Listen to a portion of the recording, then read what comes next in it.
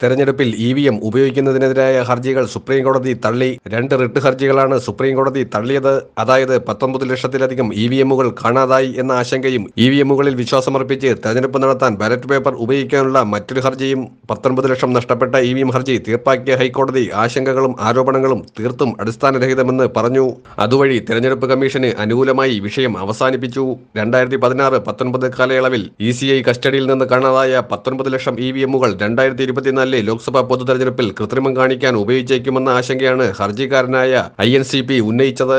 1951 ജനപ്രാതിനിധ്യ നിയമത്തിലെ section 61A മാറ്റിവെച്ച് ballot paper ഉപയോഗിച്ച് തെരഞ്ഞെടുപ്പ് നടത്തുന്നതുമായി ബന്ധപ്പെട്ട മറ്റൊരു ഹർജി പരിഗണിക്കാൻ പോലും വിസമ്മതിച്ച ജസ്റ്റിസ് ഖന്ന EVMകളുടെ പ്രവർത്തനവുമായി ബന്ധപ്പെട്ട വിവിധ വിഷയങ്ങളിൽ 10ലധികം കേസുകൾ പരിശോധിച്ചിട്ടുണ്ടെന്ന് നിരീക്ഷിച്ചു. ഇന്ത്യൻ തെരഞ്ഞെടുപ്പ് കമ്മീഷന് അനുകൂലമായി വിധിയെഴുതിയ സുപ്രീം കോടതി ഹൈക്കോടതികളുടെ ഉത്തരവുകൾക്ക് ശക്തമായ പിന്തുണയാണ് നൽകിയിരിക്കുന്നത്.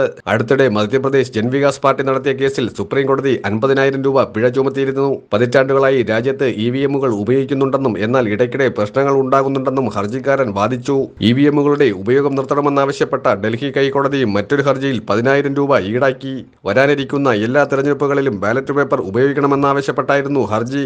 വരുന്ന ലോക്സഭാ തെരഞ്ഞെടുപ്പിൽ ഇലക്ട്രോണിക് വോട്ടിംഗ് മെഷീനുകൾക്കും VVPATകൾക്കും വേണ്ടിയുള്ള ഫസ്റ്റ് ലെവൽ ചെക്കിംഗ് നടപടികൾ അവസാനിപ്പിക്കണമെന്നാവശ്യപ്പെട്ട് ഡൽഹി പ്രദേശ് കോൺഗ്രസ് കമ്മിറ്റി നൽകിയ ഹർജി ഡൽഹി ഹൈക്കോടതി നേരത്തെ തള്ളിയിരുന്നു. കോടതി വിധിയിൽ നിലവിലുള്ള നടപടിക്രമങ്ങളുടെ ദൃഢതയും സുതാര്യതയും ഊന്നിപ്പറയുകയും ഹർജിക്കാരന്റെ അവകാശവാദങ്ങൾ തള്ളുകയും ചെയ്തു. ചുരുക്കി പറഞ്ഞാൽ EVMനെതിരെ ഇനി ചോദ്യങ്ങൾ ഉന്നയിക്കാനാവില്ല എന്ന് സുപ്രീം കോടതിയും വ്യക്തമാക്കിയിരിക്കുകയാണ്.